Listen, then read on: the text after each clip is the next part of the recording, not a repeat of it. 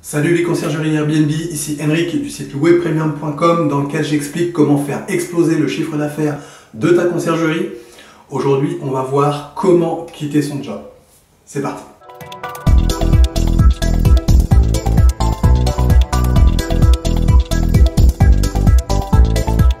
Juste avant de commencer, je t'invite à cliquer sur le bouton s'abonner qui se trouve juste en dessous et à activer les notifications afin d'être informé de toutes mes prochaines vidéos sur la conciergerie Airbnb. Également, je t'invite dès maintenant à me laisser un pouce bleu afin de me motiver à te laisser toujours plus de vidéos, toujours plus de conseils sur la conciergerie Airbnb. Alors, comment quitter son job?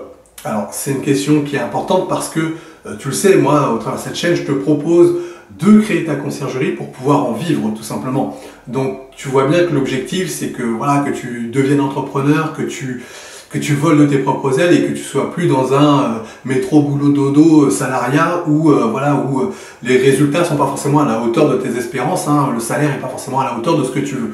Et toi aujourd'hui, si tu regardes cette chaîne, c'est que très probablement tu veux créer ta conciergerie pour justement changer tout ça.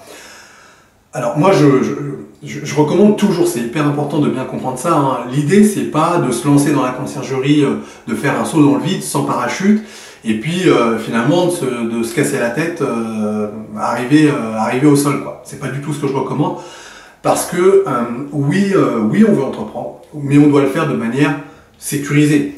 Tout simplement pourquoi? Parce que potentiellement tu as une famille, peut-être tu as des enfants aussi, et que tu as peut-être un loyer, tu as peut-être un crédit à payer, enfin voilà, tu as aussi un certain nombre de contraintes financières qui font que faire un saut dans le vide, ça va être extrêmement risqué. Et ça, c'est un truc que je ne conseille pas. Donc il faut vraiment que tu tiennes compte de, voilà, un petit peu des charges que tu as pour voir dans quelles conditions tu vas pouvoir lancer ta conciergerie.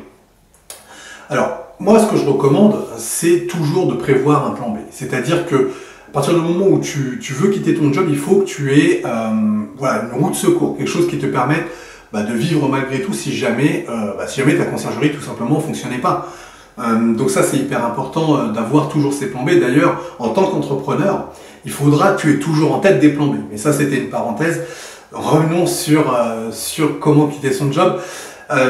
Mais voilà, quand toi, tu vas vouloir quitter ton job pour créer ta conciergerie, eh bien, il va falloir que tu aies toujours un plan B. Alors c'est pour ça que moi ce que je recommande finalement c'est si tu as peur que ta conciergerie ne soit pas rentable tout de suite ou que tu as peur que ça ne fonctionne pas, moi ce que je te recommande c'est justement ne quitte pas ton job à ce moment-là. Ce que je te recommande c'est que tu ne quittes pas ton job, tu le conserves, tu vas créer ta micro-entreprise en parallèle de ton travail, ça c'est tout à fait possible, et tu vas faire les deux en parallèle. Alors ça va être du coup assez intense en termes de travail, hein, c'est clair, mais c'est à mon sens le seul moyen de te sécuriser si tu as peur de te lancer. Donc il faut vraiment que tu lances les deux en parallèle. Tu vas trouver ton premier client dans ta conciergerie, tu vas voir un petit peu comment ça fonctionne, d'accord? Tu vas mettre en place toutes les automatisations, tu vas comprendre tous les problèmes que tu peux rencontrer quand tu crées une conciergerie, quand tu as un premier client, et de là, tu vas pouvoir te poser la question sur maintenant comment je vais pouvoir faire la transition entre mon job actuel et ma conciergerie. Parce que tu vois bien qu'avec un seul client, ta conciergerie, bon, tu vas gagner de l'argent et c'est très bien, mais c'est pas suffisant pour pouvoir en vivre. Donc il va te falloir plus de clients, il va falloir prospecter, enfin bref, il va falloir mettre en place tout un tas d'actions qui font que tu développes ta conciergerie. Et ça, il va falloir que tu te libères du temps pour pouvoir le faire. Alors du coup, ce que je te recommande, si tu as la possibilité de le faire, je pense quand même qu'une fois sur deux, c'est tout à fait possible de l'envisager sans problème, c'est à ce moment-là que tu fasses une transition en douceur, c'est-à-dire que tout simplement, ton job, s'il est à temps complet, tu le passes à un moment donné à temps partiel. Hein, ce qui va te libérer du temps pour travailler sur ta conciergerie, faire de la prospection, trouver des nouveaux propriétaires et du coup pouvoir lancer encore plus facilement ta conciergerie ou en tout cas la faire vraiment exploser. Et à partir du moment où tu auras atteint un chiffre d'affaires qui te permet d'en vivre, et bien tout simplement, là tu quittes ton job salarié et tu auras pu faire une transition totalement en douceur. Alors, l'inconvénient de faire comme ça, c'est la durée. Hein, la durée et puis je dirais un peu l'intensité en termes de travail. La durée parce que tu vois bien que c'est un processus qui va être un petit peu plus long, hein, c'est un processus qui va être relativement long parce que du coup tu vas faire les choses vraiment pas à pas, on va y aller en sécurité, en douceur, donc voilà, ça peut être un peu plus long, notamment pour atteindre le seuil à partir duquel tu penses que tu peux quitter ton job. Donc c'est vrai que ça peut être un peu long et ça peut être du coup un peu fatigant parce que l'intensité en termes de travail, pour le coup, eh ben, elle va être assez élevée, puisque du coup, il y a ton job actuel à gérer, plus ta conciergerie. Donc voilà, c'est vrai que ça peut être très intense en termes de travail, et pendant une durée qui peut être assez longue. Donc c'est vrai que c'est une solution, je dirais, voilà, si tu as vraiment peur de te lancer, et que tes contraintes financières sont telles que tu as peur de tout lâcher, eh bien, je te conseille de faire comme ça. Après, l'autre option, ça peut être aussi tout simplement d'opter pour une rupture conventionnelle. Hein, c'est quelque chose qui est tout à fait possible. Ça va te permettre de toucher tous tes droits au chômage et du coup de pouvoir percevoir des indemnités, de pouvoir malgré tout vivre et de payer toutes tes charges quotidiennes malgré tout en lançant ta micro-entreprise en parallèle. Et là, le gros avantage, c'est que pour le coup, tu as quand même des indemnités et puis de quoi vivre. Et en même temps, tu as vraiment 100% de ton temps qui peut être dédié à ta conciergerie Airbnb. Donc ça, c'est un choix qui peut être super intéressant. Moi, c'est comme ça que j'ai procédé. Et c'est un choix qui est super intéressant parce que du coup, tu as vraiment tout le temps pour ta conciergerie. Tu vas pouvoir vraiment la faire exploser très très rapidement.